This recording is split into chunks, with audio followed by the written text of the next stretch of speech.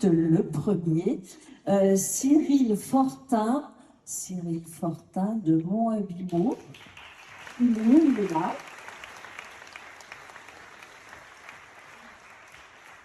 La Cyril, il est cofondateur avec son frère Nicolas d'une appli, et tu vas nous en parler. Bonjour à tous. Donc, du coup, Montabimo, c'est une plateforme qui permet de mettre en relation tous les professionnels de l'immobilier entre eux. Donc, on a Ubi pour la partie réseau social, donc qui va permettre de connecter des pros de l'IMO ensemble. Et on va avoir Montabimo qui va permettre de pouvoir collaborer avec une messagerie sécurisée, une traçabilité complète et un suivi de la collaboration. Et on va avoir également pas mal de petits outils qui vont permettre de pouvoir aider les agents au quotidien à faciliter, on va dire, la partie vente. Alors, comment est venue cette idée? Parce que derrière une aventure entrepreneuriale, il y a toujours une histoire humaine. C'est parti d'où? C'est-à-dire que du coup, moi, je suis en commerce et j'ai été confronté surtout, c'est en tant qu'apporteur d'affaires, il n'y avait pas de système qui permettait de pouvoir tracer un suivi de collaboration en tant qu'apporteur d'affaires. Et du coup, j'en ai parlé à Émilie Cagnet, donc, qui est ambassadrice du projet, qui travaille pour le groupe Naos Immobilier.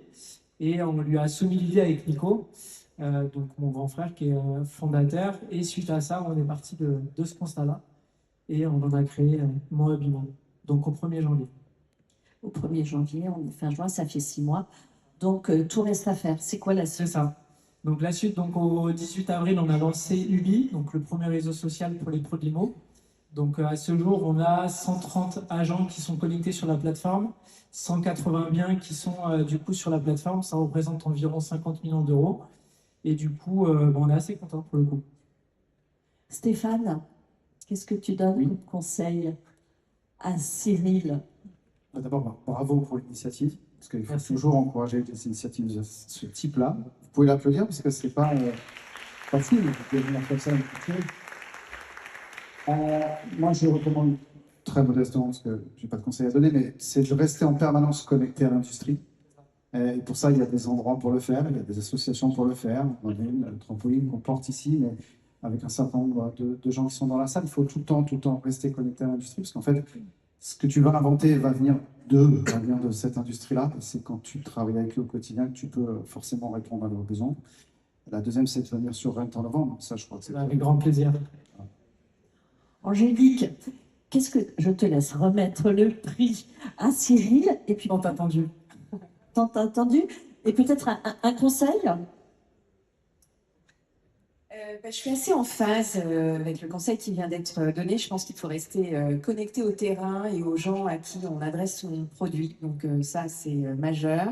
Et puis, il faut continuer à oser, à innover, à être audacieux. Et très souvent, il faut rester humble. Et ça, je trouve que c'est une qualité très importante chez un entrepreneur, l'humilité. Et encore une fois, cette capacité qu'on peut avoir à apprendre. Donc, je vous souhaite d'apprendre encore longtemps. Et comment on fait pour continuer à y croire quand tout ne va pas aussi vite que prévu? Ah oui, alors ça, c'est la vie de l'entrepreneur. Hein, donc, effectivement, il y a des hauts et des bas. Non, je crois qu'il faut, déjà, il faut avoir des convictions. Il faut être nourri par ses convictions, ne pas lâcher, y croire.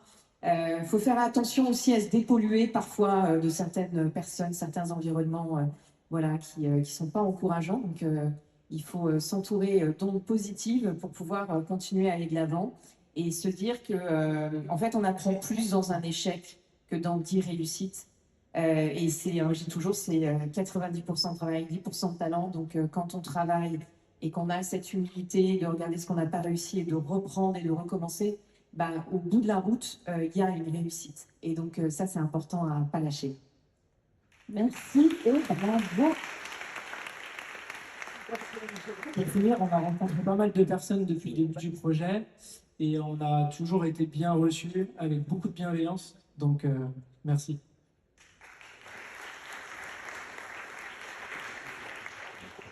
Et maintenant, j'appelle le lauréat, le grand prix du public qui est